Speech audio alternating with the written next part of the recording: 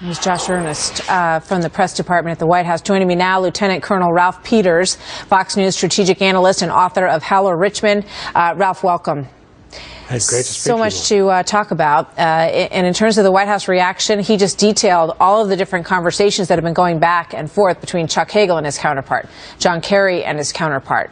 What do you think about that? Well, I think the White House statement was blessedly wishy-washy. And this is one of the rare times when a weak, a tepid White House response is in order. My greatest fear is that this administration, which is not thinking strategically but reacts to headlines, will try to cut ties formally with the Egyptian military. And there's a huge divide today, Martha, between the do-gooders and appeasers in the West who are concerned about this, and apparently in Egypt, the Egyptian people appear to support this military move, as the film clip you just showed demonstrated. The Muslim Brotherhood are thugs, and they're becoming terrorists. Their reaction was violent. They were not peaceful demonstrators. And ultimately, Martha, we need to keep our perspective and not be driven by headlines. The enemy of the Egyptian people and of the American people is Islamist extremism. The Egyptian army is not an ideal ally by any means, but they are a lot better than the medieval-minded bigots, thugs, and terrorists among the extreme Islamists in Egypt and elsewhere. For this is a regional struggle. So it sounds like you're saying that, you know, what the White House needs to do is sort of watch all of this play out and not sort of, you know, crack down, not go after the military for this coup that they have brought about against the Muslim Brotherhood, which was democratically elected, but as you point out, turned to be not at all what the Egyptian people thought they were going to get during that election.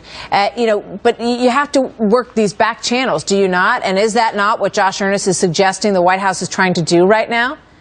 Yes, and that's why I think the statement was, again, blessedly wishy-washy. Work the back channels. Don't grandstand. Again, all of this could have been avoided, Martha, as you just alluded to, had President Morsi not betrayed Egyptian democracy, this fledgling democracy, and tried to force Islamism on the bulk of the Egyptian people. I mean, he was elected on a protest vote, not because the Muslim Brotherhood has a majority in Egypt. And people rued that vote very, very quickly as the Muslim Brotherhood sought to dominate Egyptian life, force a Sharia-driven constitution on the Egyptian people. And so, yes, back channels, absolutely. And by the way, we need to get over our narcissism and recognize what's going on in Egypt isn't about us. It is about the people in Egypt and other peoples throughout the Middle East struggling against the fundamentalist extremists who are our enemies too.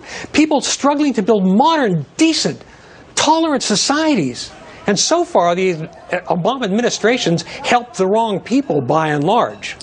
But, you know, I've heard that people on the street in Egypt are angry at the United States, yes, and that you would expect to have some support, you know, essentially for understanding their plight, right, and wanting them to get what they want, which is a stable democratic government that can ensure a better economy, that can bring back tourism eventually in Egypt. That is their only hope.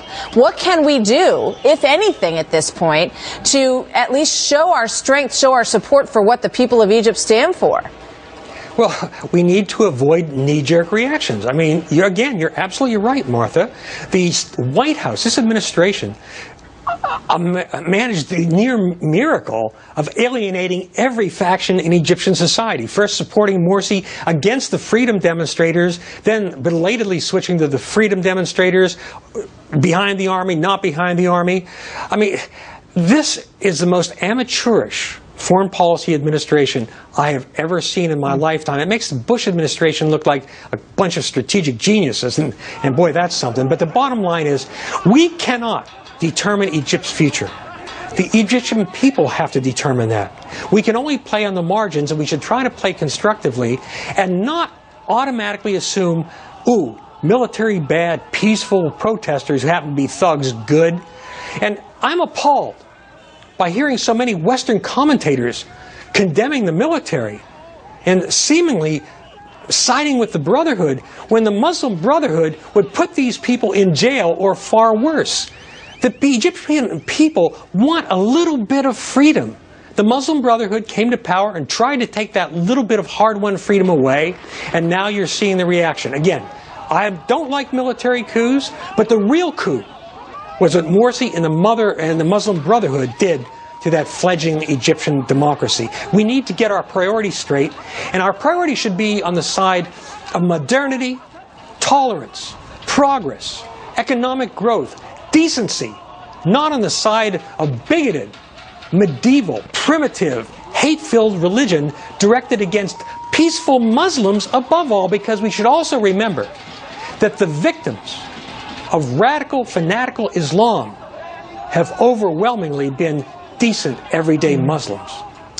Well, America can lead by example in some ways in this kind of instance. Your urging of caution is interesting and understood. Ralph, thank you very much. Volatile situation. We appreciate your insight as always, sir. Good to have you.